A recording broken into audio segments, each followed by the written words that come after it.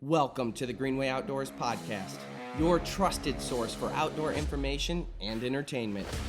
The Greenway Outdoors is also an internationally syndicated TV show and conservation advocate aimed at bringing millennials and Generation Z into the outdoors. Welcome to the Greenway Outdoors.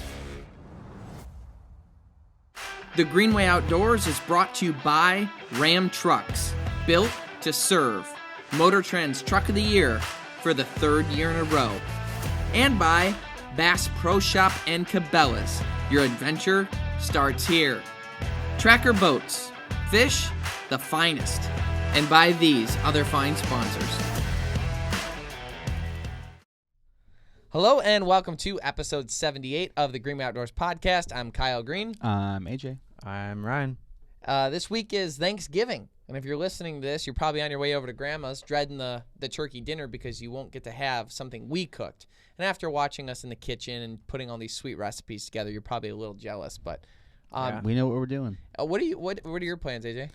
I think I'm not a big fan of the multiple Thanksgivings in one day or 2 days, so I will be subjected to potentially 3 of them, and it just gets a little overwhelming once you just spend gorging for 2.5 days. So I've been trying to boycott it, but I've failed at that. With a girlfriend, you don't really get the decision making. No, it's just either like their parents, our parents, siblings, friends, his parents, the neighbors, stuffing galore, Friendsgiving. So yeah, exactly. So I think probably do it at my dad's, and then maybe like a later night get together on Thanksgiving with some friends. Nice. What are you doing? So on Thanksgiving, we are starting at my parents' house, and then later in the day going over to Jenna, my girlfriend's family's house, and then so we're doing 2 in one day. Duo. I've got for mine, I'm just going over to my mom and dad's because everyone's gonna go over there, and then I get to see Lily and Kat and stuff and hang out with the nieces. So I'm pretty pumped about that. Do you guys have any weird family rituals you do? Traditions? Field dress a cat. Yeah, field dress a cat. Shared a bowl of sugar. Cruise for women. We drink a lot of eggnog, but that's mostly just me. My mom got me a few different kinds. I'm looking forward to spiking some eggnog this weekend. I know. I'm glad we started this. I'm not gonna play football with mine. I'm just gonna drink it. But I I don't even know. Like I'm not even aware of what alcohol is or the terms for it. Oh, I guess you can spike it. But no, I'm pumped for that and just seeing the family and stuff like that. But the night before, are you guys gonna go out and do anything? Isn't that like the new Devil's Night? Yeah, I'm gonna go. Oh, yeah, I'm gonna have a good time. The night before Thanksgiving is the biggest drinking night So of they the year. say. I think it's just a title. Really? I usually try and partake in it, but it's never chaos. There's never like an abundance of people. It's funny as like what they mean is like, oh, it's just a lot of people are home from school, so it's like a big bar night. AJ's like, are we gonna start burning stuff down? I started throwing toilet paper. No one's participating. Well, the news is always like, be careful. It's this and that. A lot of drunk drivers, and it's so a bunch of hoopla. When you say you try and participate, Yeah. not the drunk driving part though. No, just I try and get everyone partying. going. He's like, I'll slip some drinks to people, try and give them their keys, you know. I'll be out in the Flint area, so hopefully it'll be a good time. Oh, jeez. Yeah. Jeez, how's the water? It's Heavy. It's heavy. It's bottled. Dude, speaking of drinking and water, I remember senior year. We had just graduated. Some girl was having a party, and it was a nighttime pool party. No one was really swimming though, but a lot of people were drinking. In November?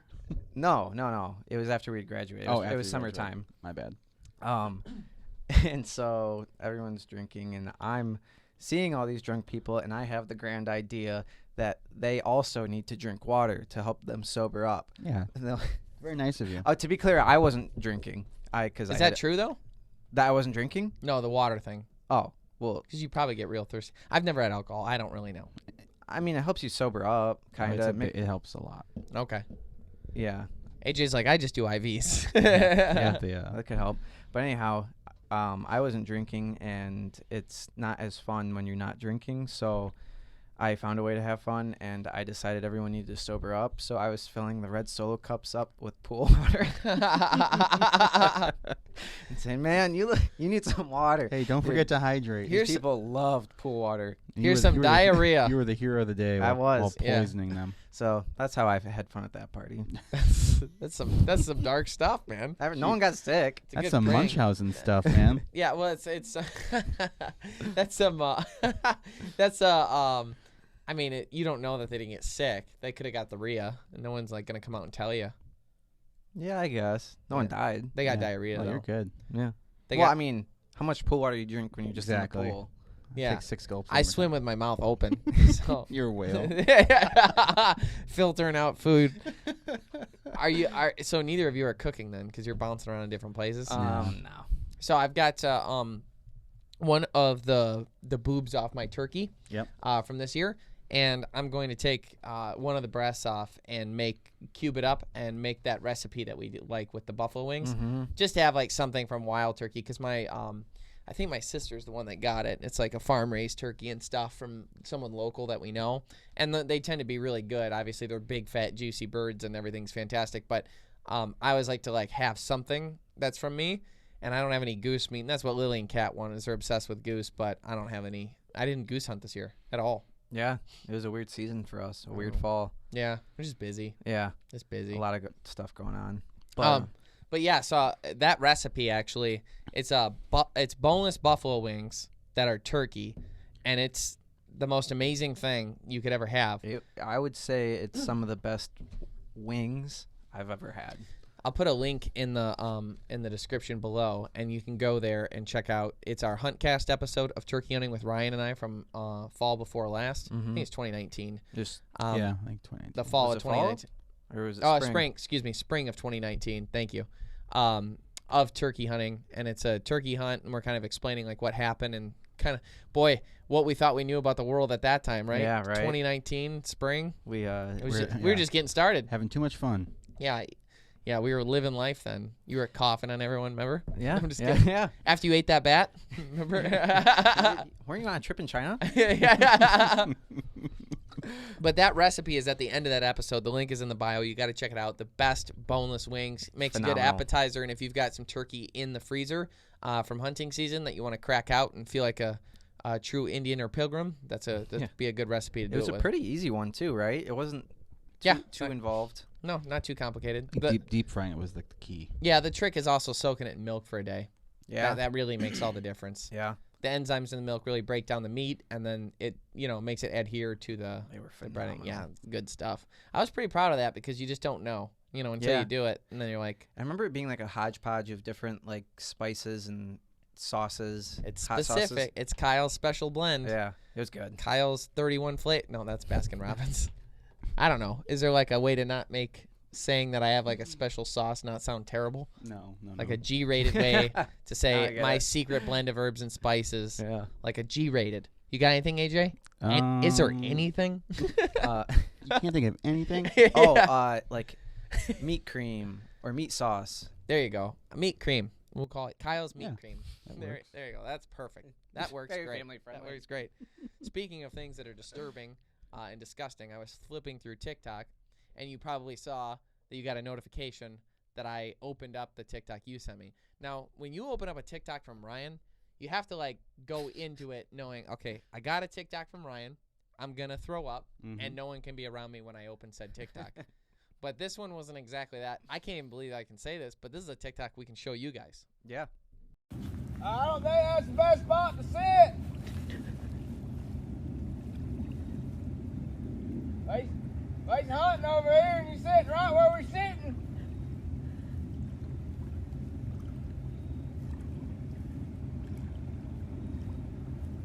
You hear me? Yeah, he's hunting and you're sitting right where we're shooting at. Oh, he's alright. I was just letting you know.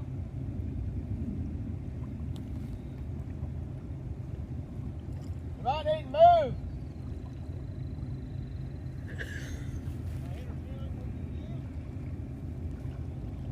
I don't want to shoot you.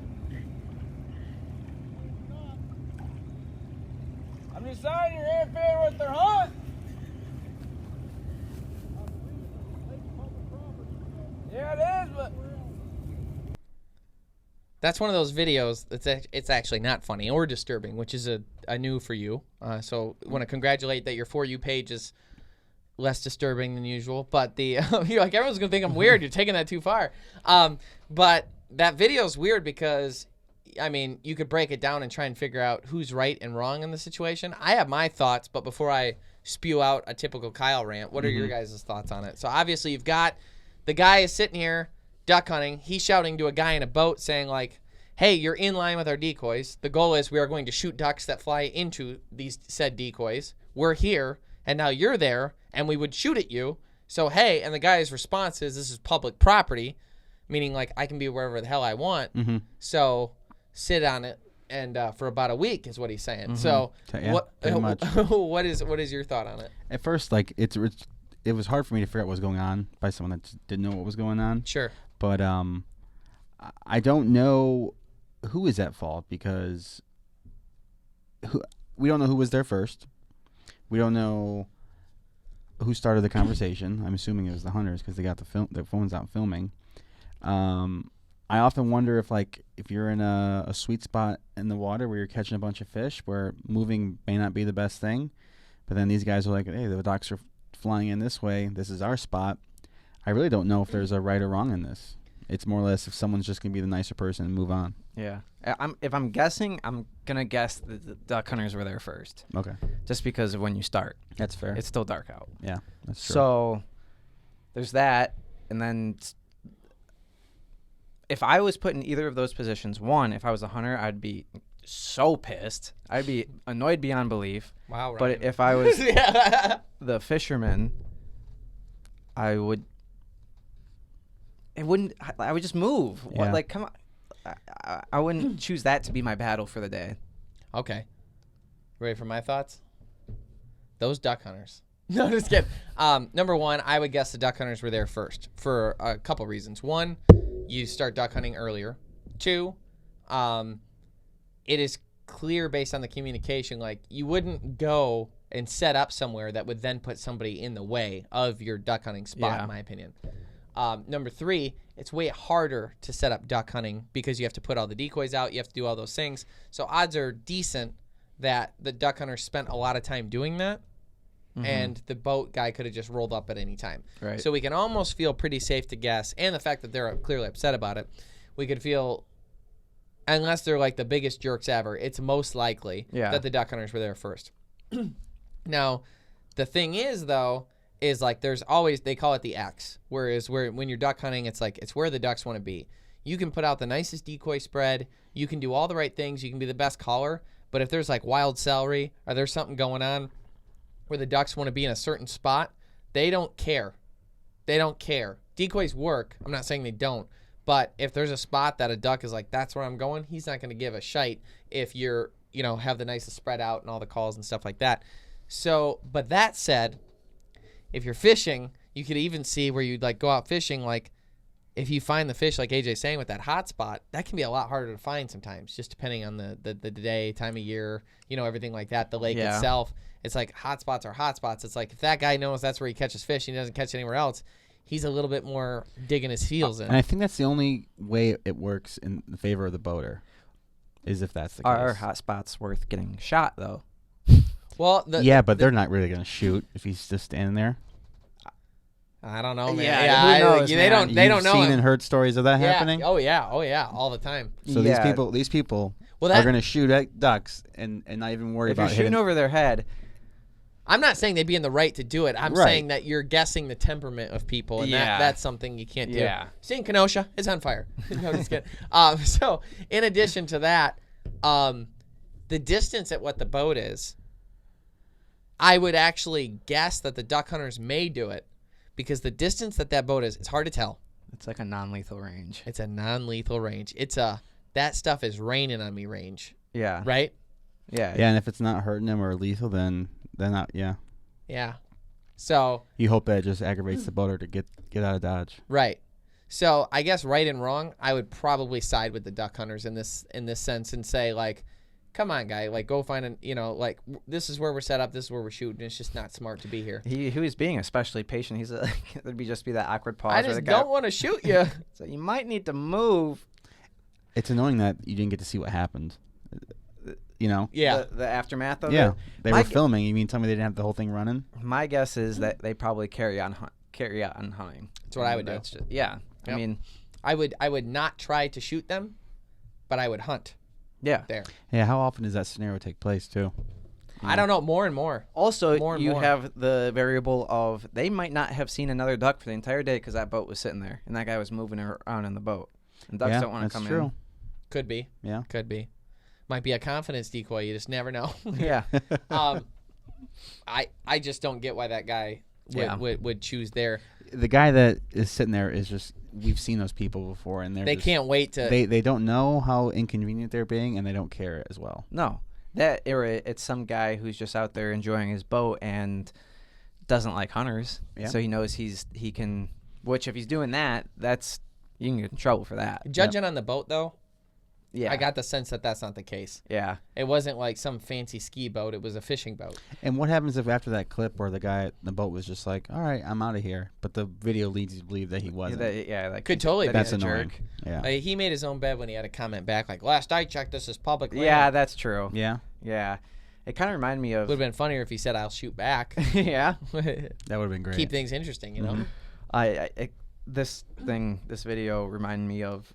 We'd covered it a while back. I'm not sure when, but just to brush over it again, the idea of you going out with a guide and then using that guide's spot fishing and the ethics of that as well. Is that wrong or right? Yeah. Yeah, and my breakdown has always been the same on that. Is like, okay, so let's say you pay a fishing guide, $400 a man, and he takes you out fishing for something, and you don't know where to go or what to do. He takes you out to his favorite spots that he takes his clients to and how he makes his living. You go out there and fish with him, and then you mark all those spots in your phone, and then you just take your boat out and go and use those spots whenever you want, and kind of used him for those spots. Now you paid him to take you fishing. And he can't, unless it's Men in Black, because it happens, Yep. Unless he's got a neuralizer where he can flash you and you forget, you're going to know where those spots are. Right. But at the same time, it's like, there's a lot of things in life that, like, what's right and wrong versus, like, if there's a law or if there's this or that, like, you still have to, like, use ethics. And I think I landed on the answer that in that situation, what makes most sense to me is if you are just trying to learn spots and exactly how to do it because you're going to replicate it, I think if you go into the trip and tell the guide, listen, I'm paying for this trip and having you be out as my guide. I tip well. The reason why I'm doing this is because I want to come back and fish. So I want you to know that. So whatever you show me and whatever you got going on and whatever, I will probably do it again. So if you're uncomfortable with that, please let me know. And if there's something you don't want to show me because you know that information, then that's on you. Yeah. But I'm using this because I just got this boat and I like to do this. I probably still go out with you once a year, but I also want to learn this so that I can do it with my own boat. So I want you to know that ahead of time. Right. So that maybe there's like certain things he won't show you then. Or maybe he'll go try out new spots with you or something like that then, as opposed to putting him under the, of like him taking you out and then seeing you in the exact same spot the next day like a jerk. Right. You know? And that happened with Jacob. Yeah, we experienced it since then. We did that video. It was actually a really uncomfortable situation. I liked it. I tend to enjoy uncomfortable situations I'm not a part of. It was, I could. Like Thanksgiving with my family. No, I'm There just you go. kidding. Yeah, he. What was it? The day before had taken this guy out. This guy and his wife. A guy and his wife, and who tried to pants him. Oh my gosh, was that guy or was that a different guy? I thought it was. That was a different guy. Oh, a different That was guy. different. Okay, tell that story. Yeah. Well, from what I remember, Jacob had brought these people out who got really drunk. Yeah, the trip started well, and he was enjoying himself, and then they were fishing for salmon on a river. Mm-hmm. And so there's no one really around where he was taking people, so it was just them. So it's not like right. It's just weird.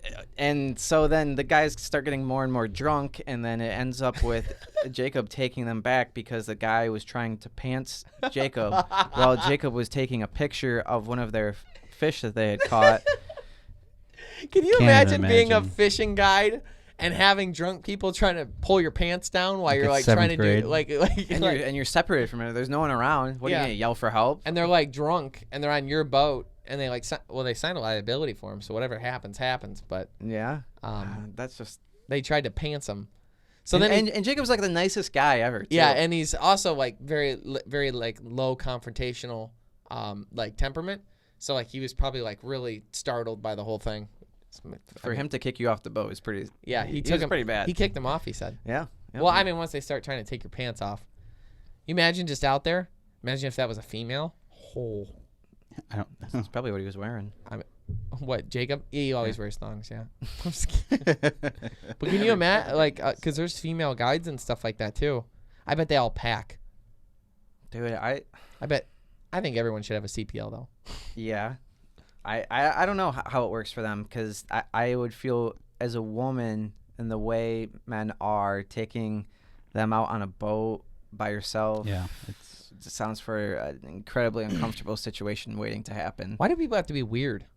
Because it's I the don't know. guy's fault. It's not the girls. Oh yeah. Yeah, no, it always Just like it is. wasn't Jacob's fault. It was the guy's fault. the guy was drunk trying to pants him. Yeah, so Kinda I go- don't know. It's just Yeah, that's not cool. yeah, not a road we really want to go Why down. do people Yeah. have to suck? Well, yeah, why do people have to just be nice? Stop pulling do weird everybody's things. pants off.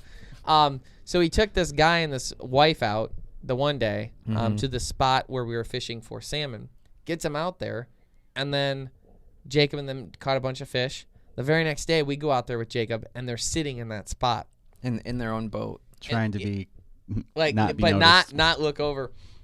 And That's right. He had his back to us the whole time. and he would not He look. wouldn't look. He wouldn't look. He saw us pulling up. You were I like saw- making noises. Oh, I to was try like- and get a reaction. I was and they like- still didn't do anything. I was like, it was like I was turkey hunting Yep. and I was doing an owl call. Yep. Yeah, you were You know, calling I was- something. Woo! Yep. Woo! Just Yep. Just to shouting. get him to look. Yeah, and I was like, And then I yelled shark at one point, like there was a shark in the river. A shark! and then Jacob ended up texting the guy, and the best text. The best text. the only thing he said was, "Hey man."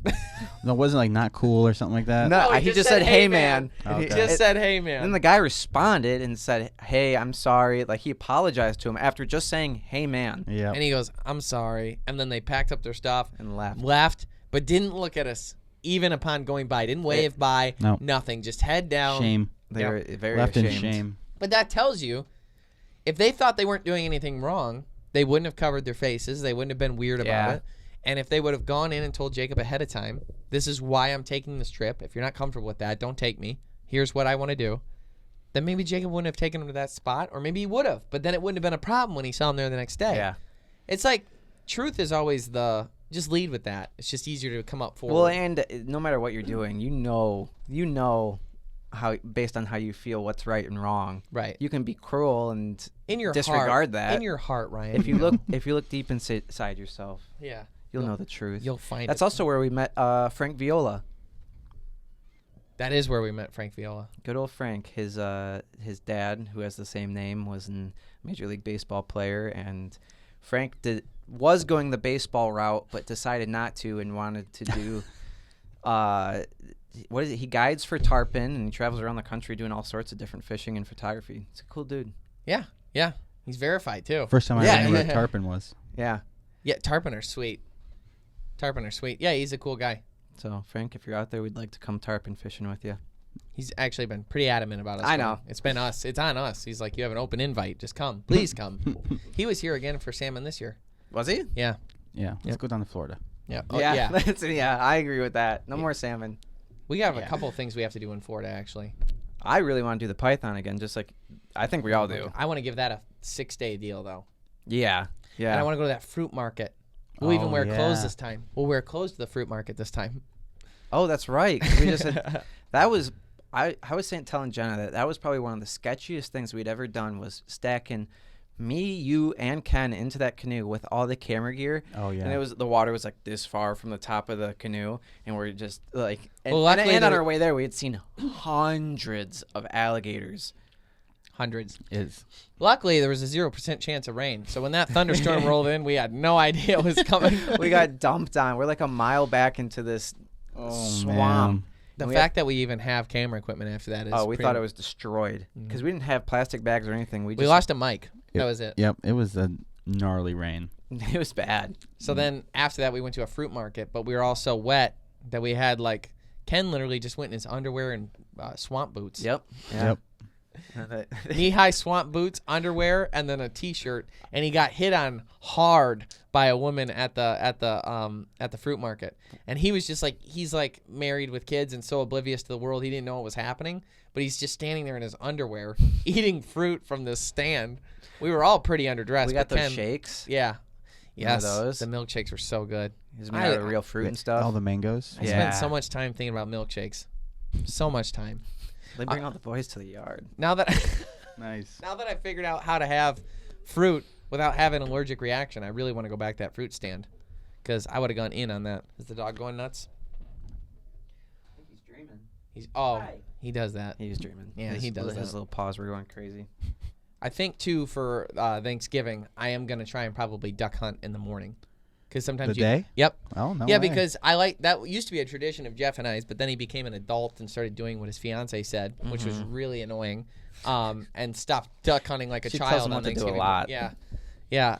We used to wake up at 4 a.m. every Thanksgiving, go hunting, get back at like noon, and then go through the full day. But man, when that turkey hits after being up since 4, Oh man. right around 3 o'clock.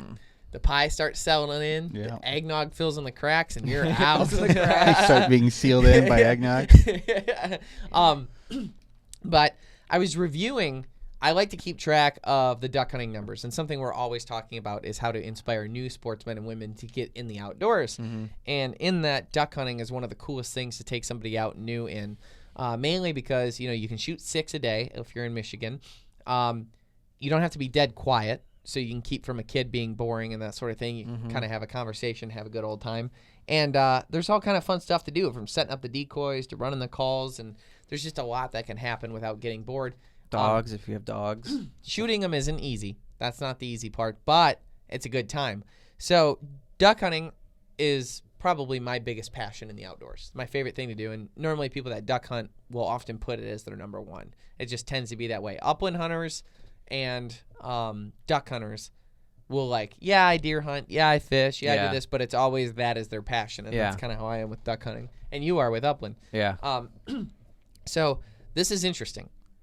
From 2011 through 2018, there was an average of 1.5 to 1.7 million federal duck stamps sold. Now, in order to hunt ducks across the United States, each state kind of has its own duck hunting license.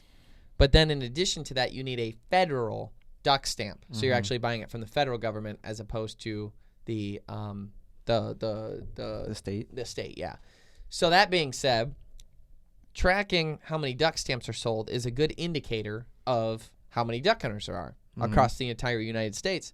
And actually, Theodore Roosevelt put this in place in 1934, both for funding, but also for the idea of exactly knowing how many duck numbers there are.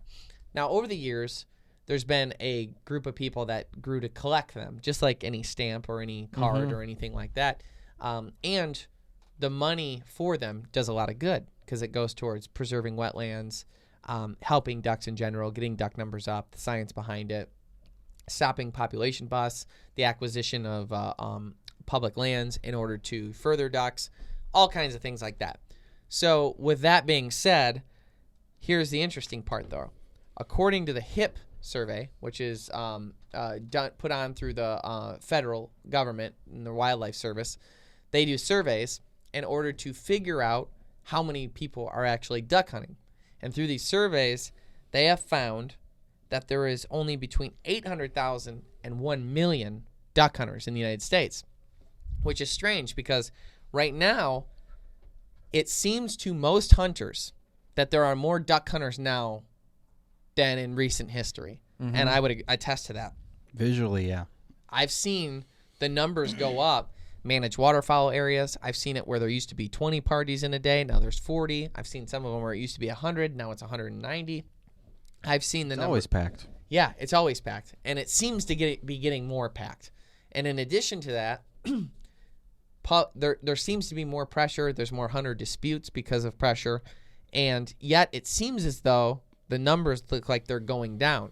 Now there's people that speculate that the numbers are being loaded, that it's a lie. But I think that there's a culmination of reasons. With what purpose would the lie be? I don't know. It'd be hard no to one sell trusts me anything. that there are less from what we've seen. Right. So 1.7 million duck stamps. Let's say 1 million hunters. Right. And how are they differentiating between the two? why is there such a big space between the two? Well, how are they taking? They're saying this. There's this many federal duck stamps, but then we go to each individual state, and we're seeing that from the state there's only this many licenses sold. There's a few different ways that the data is collected. One of which is like when you go to a Walmart and you buy your license, or a Bass Pro Shop. Mm-hmm. When you're at the counter, they ask you the survey questions. How many ducks did you shoot last year? How many this? Right. That survey takes place. That tells them how many people are actively duck hunting, or how many days in the field. So, some of the surveys say stuff like that. They also take there's also different tallies that are taken from like the state level of, like, for instance, when we went hunting with Rich, quail hunting, we had to sign in where we quail hunted and what we were hunting for That's right. on those public lands. So there's a lot of different ways that they gather this information. But based on the information that they think they're gathering, they believe the accurate number is actually now less than 1 million for the first time. There's only been like 3 times in the last X amount of years that's ever happened that it slipped under 1 million. It was like Yet the duck 86 stamp, years. the duck stamp numbers seem to be going up.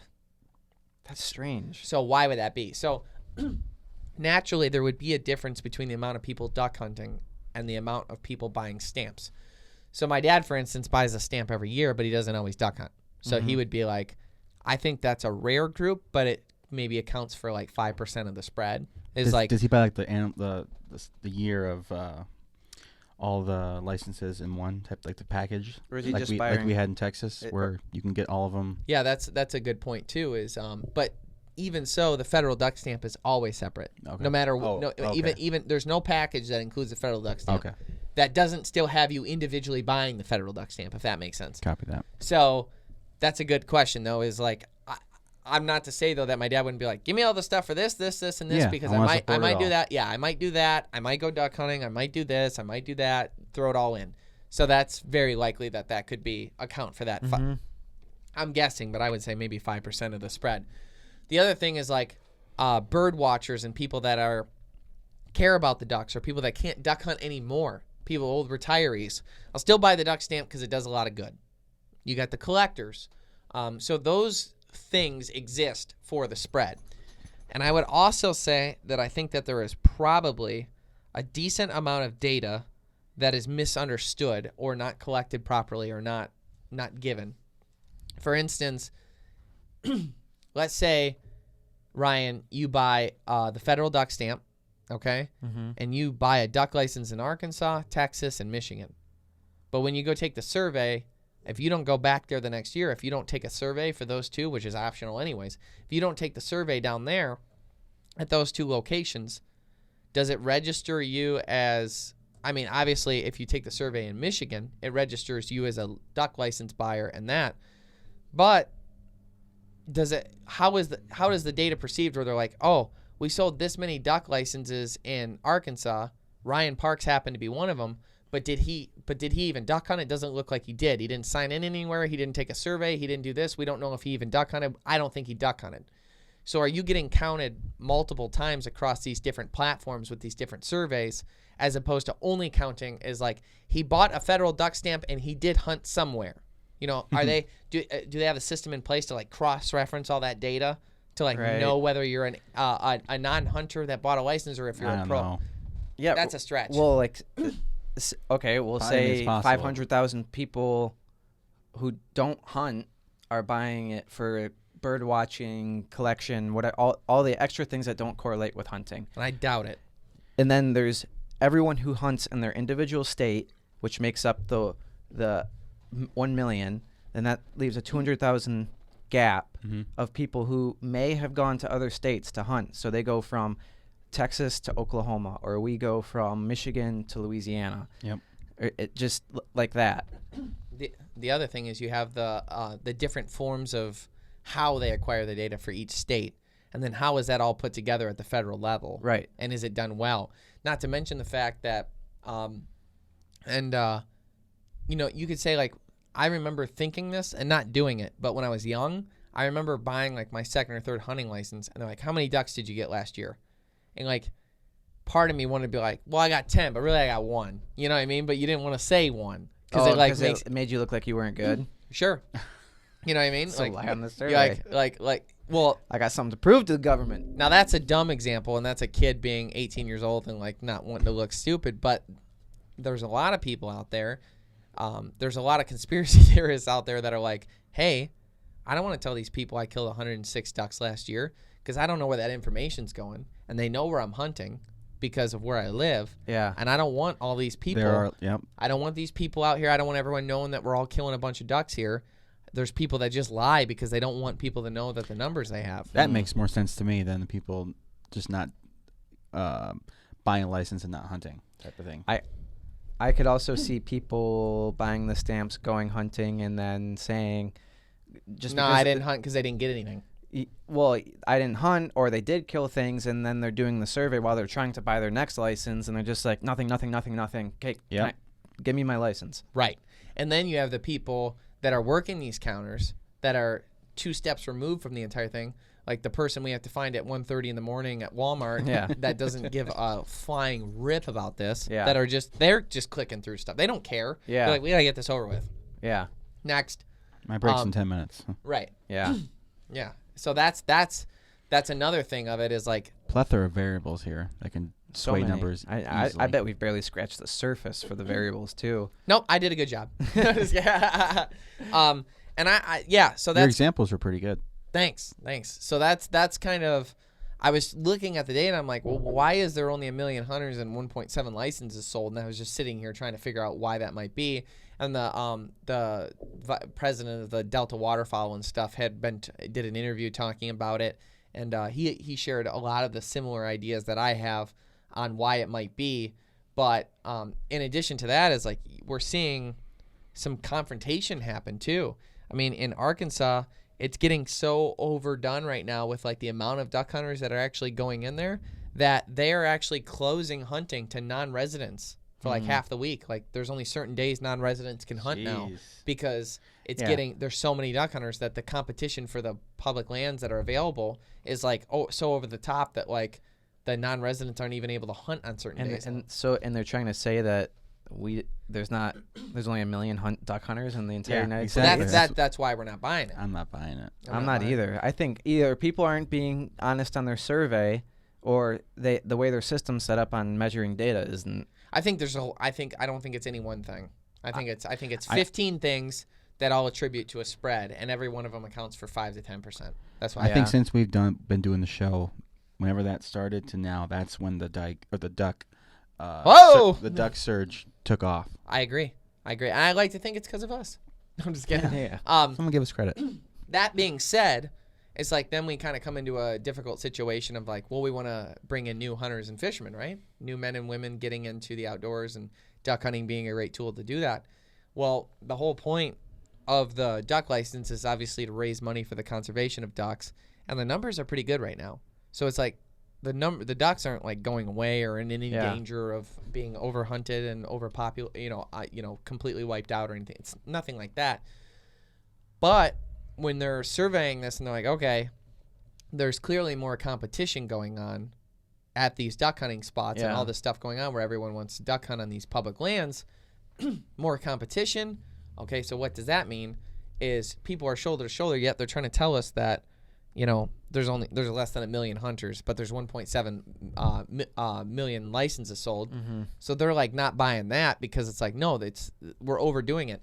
And the data has to be correct because the funds used to like, okay, if there's 1.5 million hunters, then we need 50% more land and opportunity for those hunters than if there was not that many. So, because if it was way less than that, you'd have to account for that. Right. It's just crazy to think that they're saying only 1 million hunters in the United States, and then we go to places to go hunt, and we're like, it's packed. Yep. It's never not packed. And 6% of them are where we're at. Well, Say that 1 million is accurate. It's like there's that little space for 1 million people to go hunt. unless people are only going on opening day and then never showing up the rest of the season, then those numbers can be potentially accurate. But Yeah. I'm also not buying that either. Well, I mean, I think all season you hear about people. The real duck hunters are out there all season. Yeah. They're out there all the time, and we've done the draw hunts a few times, which they suck. I 5 hate times. them, because we lose every time, and you have to get up at 3. We just don't have any luck. I mean, that's pretty much what you have to attribute it to, is we just don't have any. Yeah, luck. I mean the system. We never get a good The draw. system's good, but for us it sucks. Yeah. Yeah, I would agree with that. What's he doing? Is he bothering you? Yeah, he's- Bite him. I tried to bite him. Oh, you're trying the dog. Yeah, that's. I mean, the managed waterfowl areas, to me though, should be kind of the heartbeat and the pulse on new hunters and fishermen, because the number one problem that a duck hunter has, a new duck hunter, the number one problem isn't calls, isn't decoys, isn't shotguns, isn't shells, isn't the expensive, all that. It's knowing where to go. Yeah. And that's a whole thing. And I got 10 years of crap hunting before I was any good at it because of location. Yeah. It's funny you're saying that too, because that just reminded me of some kids I was talking to from my grade who in Fenton, there's not really anywhere to hunt, but we have the mill pond, which is kind of like the town square where everyone hangs out. That's our downtown. Yeah, But Pokemon Go's big there. Yeah, yeah. If definitely. you're one of Got it in, those got it in. nerds. But if you head east out of town along our mill pond, if you get to the north side of the mill or the east side of the mill pond, there's like this little sliver area where you have a little bit of room to hunt. And they had the cops show up on them and say, They like, tried it there? yeah, they Over did. by the bridge? And they can. Really? Like legally, they can do it. And There's the a cops lot of ducks there. yeah, and no, Wow. not farther out than what you're thinking. Okay. But they found a spot where they could get in and they could do it, and the cops showed up and they're like, "What are you guys doing? We're hunting." And then they showed like, "Hey, we can do it." They're like, "All right, just be careful." Yeah. And This That- is your that kinda- friends? yeah, acquaintances. Okay. Yeah. Best friends, got it. And it just goes to show that like it's more people just finding the weirdest places to go hunt. They're finding these little cracks and crevices on any waterway. Might be a gold mine spot too. Yeah, that's true. I know they've gotten a few ducks there, but sorry for outing their spot to the entire world. Yeah. Yep. The OnX link can be found in the description below. Yeah. No, I mean that's that, but you still want to inspire new sportsmen and women, but they have to get a better grasp on what's going on with this difference between the license sales and the actual hunters, because it's Yeah. obviously not correct. Yeah. And on top of that, and I don't know what the answer is, so that was really fun Sounds to like point they out. don't either. Sounds like I got to point out all the problems they have, but there has to be a more accurate way to deliver the data. I think doing it online and making it very easy and user friendly, and some sort of reward system in place for it. Yeah. Possibly for instance, in Michigan, we have the Pure Michigan Hunt, where you can win this hunt, and it's this dream hunt. You buy like lottery tickets for it, like $5 a piece, and if you win, you get to do a bear, an elk, or this or that, all these different things.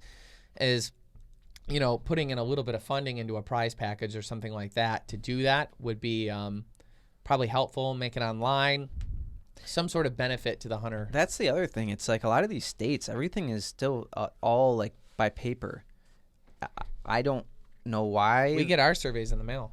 Yeah, like that. Yeah, and I don't think that's the way that it should be. I understand why they do it, but we're getting to a day and age now where it needs to start transitioning, because I think you would see an extremely large difference in survey numbers. The problem is like the 60% of white males are still the ones buying. 60% of white males over the age of 55 are still the ones buying Right. the licenses. Well, how about do this then? There's do the code where you go follow this link, use this code, and that's your survey. Yeah. So, because, I mean, mail sucks. Yeah, it does.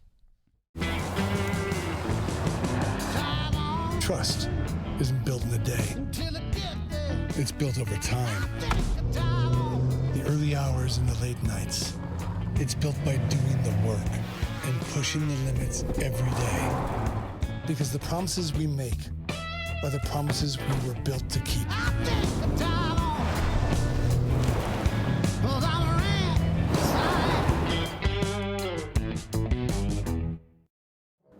If you'd like to help support the Greenway Outdoors, please like and comment on this podcast and subscribe to all of our channels.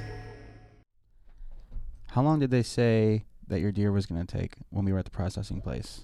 Oh, they were pretty wide open on that, and they said 3 to 6 weeks. And you better get it that day. Yeah, they said once it's done, you got 24 hours to pick it up. And they're like, it's out of here. Yeah. Yeah, what do they do with it at that Yeah. point? I They- think they they're just can't wait trying to to shelve keep it. they need the freezer space, I think is what. Oh, I'm sure, but like, what if you don't come get it? What happens? Right. Is it their meat? I don't know. They make you pay up front too. Did you read the fine print? I didn't. My guess is they toss it out of spite. You weren't My, here on my, time. gu- my guess Man, is I it don't gets know. made You into weren't here on jerky that's time. sold in the front thing. I'm By pretty- the way, I Better be a good excuse. some of it's going to be jerky. By the way, I'm pretty pumped for that. Yeah. I love Um, turkey. Anyhow, I normally don't get my deer processed, so I'm a little bit new to this. I did this one because he was 6 years old, and it's kind of Yeah. funny because it's like when you when you get a deer, and that's not to say like the meat is going to be bad or anything, but it's probably not going to be great. But when you take a deer to a processor, the reason why I never do it is because you don't necessarily know you're getting your own deer.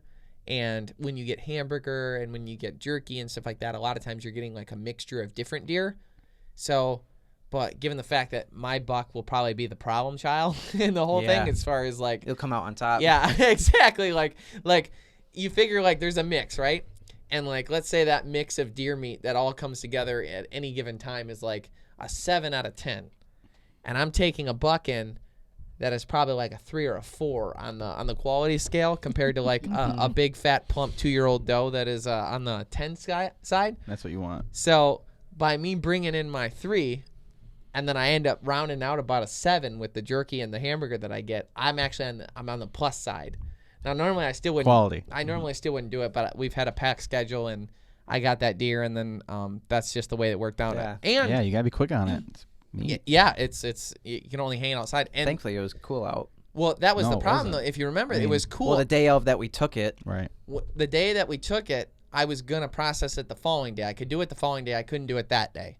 Well, it was 62 degrees randomly from 30 the day before. Yeah. So I was like, well, I'm gonna have this one processed, and Yep. then the icing on the cake was the fact that it's I got to add them into the pile with Yeah. with the slightly Yeah. better ones. But I what a hunt that was. It was weird. We had a lot of stuff going on to the point where you guys weren't going to be filming. And I went up for opening day. Now, November 15th in Michigan is opening day of rifle every single year. And it's a big tradition, obviously. We filmed episodes. I'm sure you guys have seen it. Ryan, the last hunt cast, actually, where you got your first deer, and I shot a nice buck there. And I've gone there since I was a kid. That's where I learned to hunt. It's where I kind of cut my teeth in the whole thing. And we've got about 500 acres up there, a house, and it's kind of spread out where it's like 40 acres here, 20 acres there, 70 there, 80 there. And we own a lot of a valley in northwest Michigan. And it's just a amazing place. It's my favorite place. I just love going there. I love hunting there. I love being there. I love everything. I just soak in every moment that I'm there. But this year, opening day, November 15th, it fell on a Monday, which is a little not great for a litany of, this is like the worst day it could land on, actually. So archery season goes right up until November 15th. So we went up on Friday, and then I had a date on Friday, and then on Saturday I bow hunted and didn't get anything.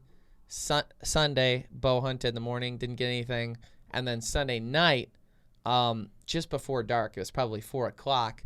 We had I had seen a spike that was like good size. He was actually probably like a 3-point, but his body was so big. I was like, that's a good sized deer, but it of course had little antlers on it. If it was a doe, she was dead. But I had been sitting in the tree stand Friday and Saturday, and then Sunday I sat in the tree stand in the morning, and I'm like, I'm done getting rained on. It was just freezing sleet, rain, snow. I'm like, I'm done being wet. I'm done being miserable. It was windy, so my scent was getting out. Well, I had a blind set up not like 30 yards from where the tree stand was. I had done some scrapes with some synthetic scent. Relax. I didn't use real deer pee. I'm not spreading fake chronic poison. Just everyone chill. But I did some scrapes and have some really good deer trails that go through there where I've had success in the past anyhow. So I set up there, and I saw that spike, and I remember looking down at my phone, and then I looked back up and I saw a deer coming across my vision, but like in the trees, like, so I'm only seeing pieces of it. I'm like, oh, it's just the 3 points just walking around still. And as I'm like looking up and seeing, I see like the flash of a side of like big antlers, and I go, oh geez. And it's the deer is moving with more purpose, and I realize it's much bigger than even the spike was. But it's going across my view. Now I've got my front window open and my right window open, and I'm facing my right window because I can shoot straight and I can shoot to the left, but with a bow I can't shoot to the right because your arms just don't go that way. So as it's coming across, I was like, okay, I had never used one of these before, and this is not an endorsement whatsoever, but I have never had much luck with deer calls, pretty much ever. Now, this deer was going away from me, and once the way he was headed, I know the trail he was on. A doe had gone through there earlier that was small. I think he was on her scent. He's gone. So I, last-ditch effort, get to one knee in the far right corner of the blind. So I'm, like, down on the ground, and the window is right here, and this deer is over here. So I'm like, okay, he's way over here, so I'm going to have to shoot out the front window pretty awkwardly.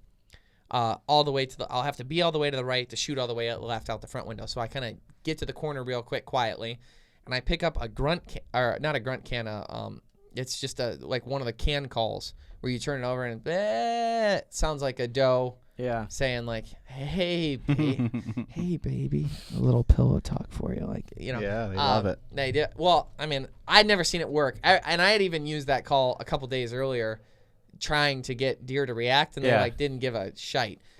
I do it to this one. He stops in his tracks and looks dead at me, and I'm like, he's ready for it. and I'm like, hey, well, I'm thinking my thought now is that he was smelling that doe, and then I made that sound, and he's like, is that where the trail goes? Because I hear chicks over there. I hear, hey, little mama. So just like all the same things I use to pick up women. Yeah, of course. So he carries around a can and flips it back and forth. And girls love it. So I did that. The deer stops, turns, and walks right towards me. But now it's walking straight head on at me. So I'm like, crap. So I kind of duck down a little bit, like below the window as best I can, where only my eyes are above it. And I got to pull back my bow. But because he's looking right at me, I can't like lift my bow up and pull it back normal. I have to like kind of like, I have it facing the ground and I have an arrow knocked. I'm like, if I can just pull it back like this, then I can, as soon as he looks away, I can go up and then be able to pop him. It's like in my head, and this motion is exactly right. Like how I'm trying to miss the table is like what I had to do to get the bow out the window. So I'm like, here it is. And so I go to pull it back, and he's looking at me when I'm doing it, but I'm trying to stay low enough that like only my elbow will pop above the thing. Dude, I pull this back, and as soon as it gets to the let-off point on my bow, which is it's like an 85% let-off on my bow, my freaking shoulder, never happened to me in my life, just pops right out of the socket. Right out of the socket. Pops out. And I got past the break point, and it was such a confusing situation because like I freaked out because the deer is right there now. He's like coming towards me. On top of that, my shoulder popped out of the socket, which I've never experienced. I like obviously knew what was happening. I had a hint of buck fever mixed with anxiety and pain. So I'm like, I got to get the shoulder back in place. That's the first thing. But I can't move because he's looking at me. And every second it's out, it's freaking killing me. So I try and duck even lower, and my broadhead goes into the ground, which scared me a little bit because I don't want to get dirt all over it. I don't want to do anything to inhibit the flight. And it's a mechanical. It's a Rage broadhead. It's a no-collar mechanical, which means that upon impact, the thing opens up. Well, you don't want it opened up. You don't want the broadhead to open up before you fire the arrow. You want it to be compressed to the arrow so it flies true. So I'm like, crap.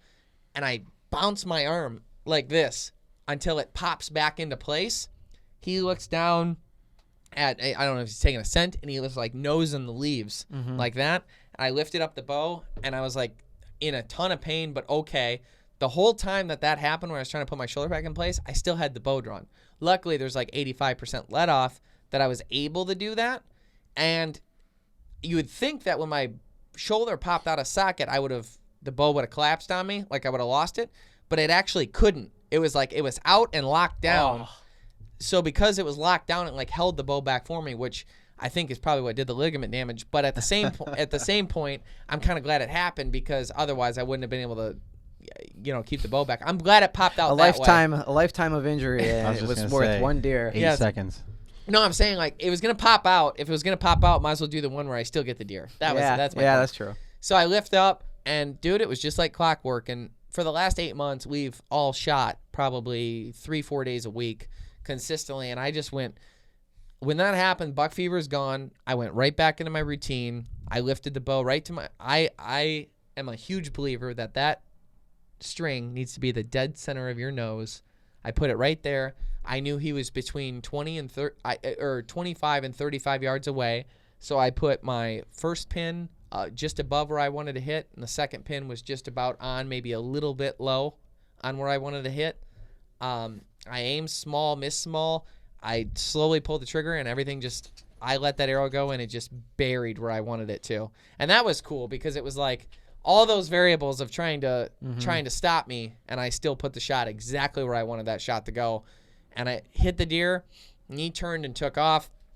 And as he was running away, I saw the arrow in him still, and I saw that it was where I wanted it.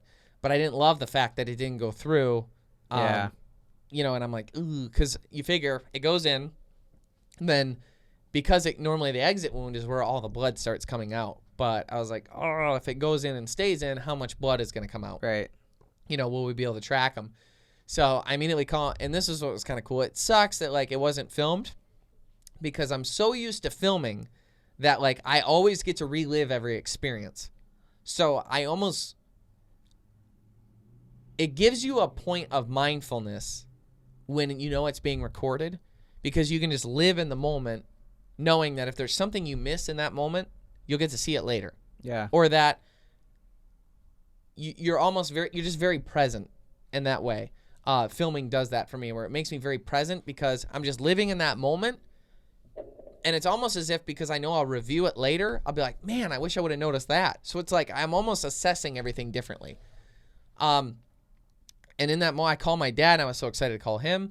Then I call the Pete, who's like a mentor to me, and he came over and called Peter, his son, who's like one of my best friends. Peter comes over, and then Clay. Shout out Clay. I know you're waiting for it. There it is. Yes, you helped me drug it. I get it. But Clay, and then I think there may be 2 or 3 other people came over.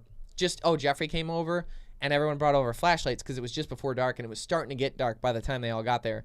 We only gave him about 20 minutes. I knew I buried the arrow home. So we go, and I'm like, he kind of went this way and kind of went around that way. Like he did like a big dog leg, the way he ran. Everyone's like, okay. Sure enough, Clay's like, I got blood right here. And I was excited because it was only maybe 15 yards away from impact. And I was like, okay.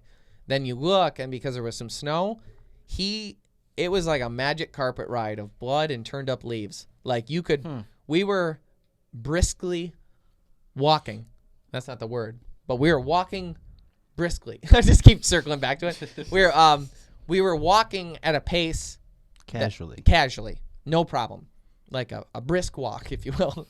And as we're walking, we're able to see there's like a good amount of blood. And I was like, okay, well, I'll hand it to Rage there. I'm a little upset that the arrow didn't go all the way through, especially considering I hit ribs.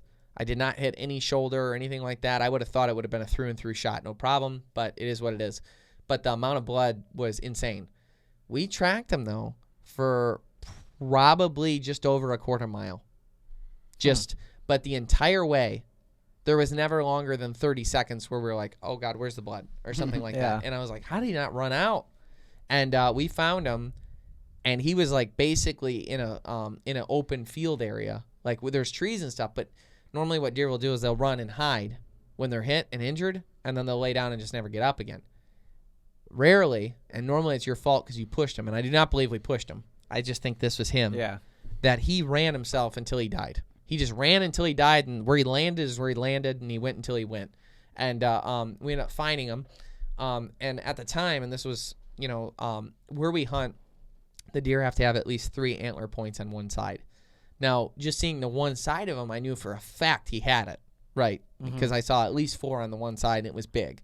And the body on the deer was massive. So I was like, no question, he's a shooter. And coming up to him, I realized that on his one side, he was broken off, which you're seeing in these pictures right now.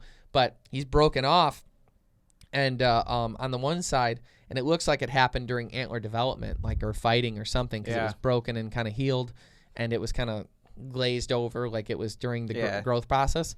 So technically he'd be a 4-point on one side and 2-point on the other, so it'd be like a 6, but he probably would have been a really, really, really nice 8-point because the one side is really nice. Yeah. So, and then upon having him aged, for all the people that are out there, let them go, let them grow if they saw him, because there's people that'll be like, oh, I only shoot bigger deer and this and that. This deer was 6 years old. So we had him aged by the Department of Natural Resources, a 6-year-old deer. So, and it was funny because like when we took him back to the house before I knew the age, there was a couple other bucks that were there that was a 10-point and an 8-point that were killed. Nice deer, probably 3.5-year-old deer, really nice ones. And you put mine up next to him, and he looked real gray in color compared to them. Oh, So man. yeah. oh, elder. Yeah, so that was kind of cool. It's like, because people are like, oh, you don't want to shoot, 2.5, 3.5, let him go to 4.5. It's like, well, okay, he was 6, so now what? Like, was he the biggest? No. But the fulfillment that I got from using a bow was cool. And again,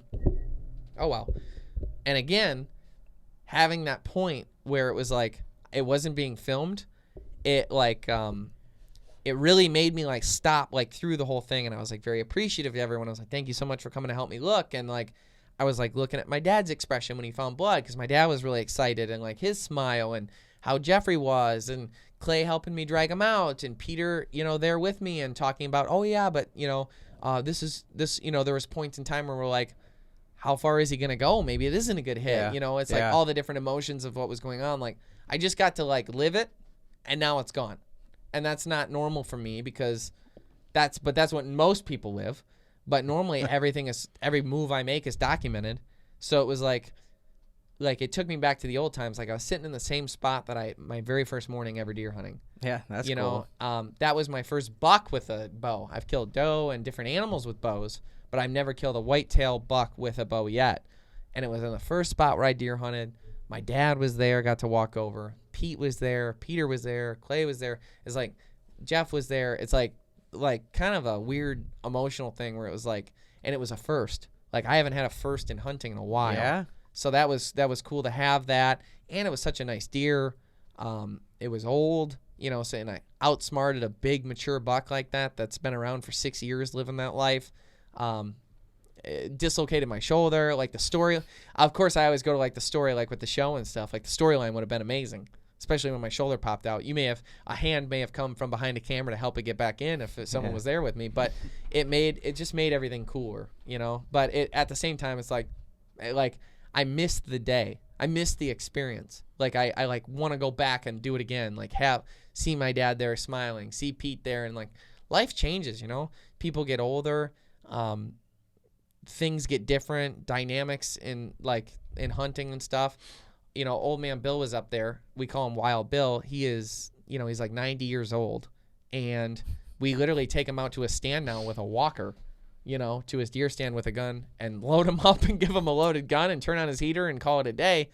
But he's going out swinging, which is awesome. But like he's the very first morning I went deer hunting though, Bill told me, this is my last year.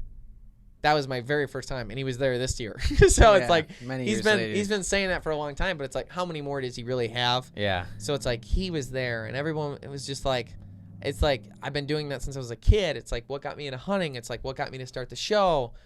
It's just a really special day. Yeah. That I like miss that day. I don't know how to explain it any other way. Well, it sounds like One it was for fun. the ages. Yeah. It was a good time. Well, I hope you enjoyed this podcast. Go to our website, thegreenwayoutdoors.com. We have our store up there where you can get all kinds of cool Greenway Outdoors merch. On top of that, check out our main TV show found on Sportsman Channel at 9:30 p.m. Eastern Standard Time on Saturdays. Check out our Huntcast show, especially that turkey one that I was talking about with you. It was actually a pretty cool one. It was. A double kill shot. You can find that one on our website as well as our YouTube channel. Our outdoor education series can be found on our website. That is just an encyclopedia of how-to videos. So if there's something you need to know about the outdoors, go there. If that video that you want is not there, write us. Let us know what you'd like to see, because we're making tons of them right now. Yeah. So we kind of like to get your feedback on that. In addition to that, check us out on Facebook, Instagram. Thanks so much for tuning in to the Green Outdoors podcast, and stay green.